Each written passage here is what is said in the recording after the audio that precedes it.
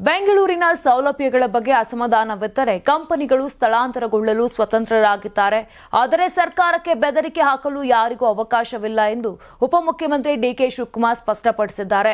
ರಾಷ್ಟ್ರೀಯ ಮಾಧ್ಯಮವೊಂದರ ಜೊತೆ ಮಾತನಾಡಿದ ಅವರು, ನಗರದ ಮೂಲ ಸೌಕರ್ಯಗಳನ್ನು ಸರಿಪಡಿಸಲು ಸರ್ಕಾರ ಬದ್ಧವಾಗಿದೆ.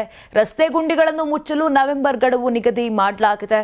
ಬೆಂಗಳೂರಿನ ಬೆಳವಣಿಗೆಯನ್ನು ಗಮನದಲ್ಲಿಟ್ಟುಕೊಂಡು ನಿರಂತರ ಅಭಿವೃದ್ಧಿ ಕಾರ್ಯಗಳನ್ನು ಕೈಗೊಳ್ಳಲಾಗುತ್ತಿದೆ ಎಂದು ಹೇಳಿದರು.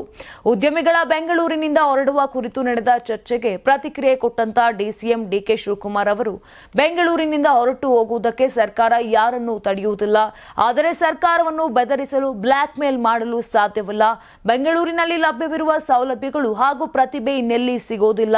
ನಮ್ಮ ಬದ್ಧತೆ ರಾಜ್ಯದ ಜನತೆಗೆ ಸೇವೆ ಸಲ್ಲಿಸುವುದಾಗಿದೆ ಎಂದರು. ನಗರದಲ್ಲಿ ನಡೆಯುತ್ತಿರುವ ಅಭಿವೃದ್ಧಿ ಕಾರ್ಯಗಳ ಕುರಿತು ಡಿಕೆಶಿ ಮಾಹಿತಿ ನೀಡಿ, ಬೆಂಗಳೂರು ಇತಿಹಾಸದಲ್ಲೇ ಮೊದಲ ಬಾರಿಗೆ 112 ಕಿಲೋಮೀಟರ್ ಉದ್ದದ ಫ್ಲೈಓವರ್ಗಳು ಹಾಗೂ 44 ಕಿಲೋಮೀಟರ್ ಡಬಲ್ ಡೆಕ್ಕರ್ ರಸ್ತೆಗಳ ನಿರ್ಮಾಣ ಕಾರ್ಯಗಳು ಸಾಗುತ್ತಿವೆ. ಶೀಘ್ರದಲ್ಲೇ ಇವು ಪೂರ್ಣಗೊಳ್ಳಲಿವೆ. ಬೆಂಗಳೂರು ವೇಗವಾಗಿ ಬೆಳೆಯುತ್ತಿದ್ದು, ಪ್ರತಿದಿನ 100 ಕಂಪನಿಗಳು ನಗರಕ್ಕೆ ಬರುತ್ತಿವೆ ಎಂದು ಹೇಳಿದರು. ನಿಮ್ ಮಗು ಅಳ್ತಿದ್ಯಾ? ಹಾಗಾದ್ರೆ ನಿಮ್ ಮಗುವಿಗೆ ಜೀನಿ ಸರಿ ಇಟ್ಕೊಡಿ.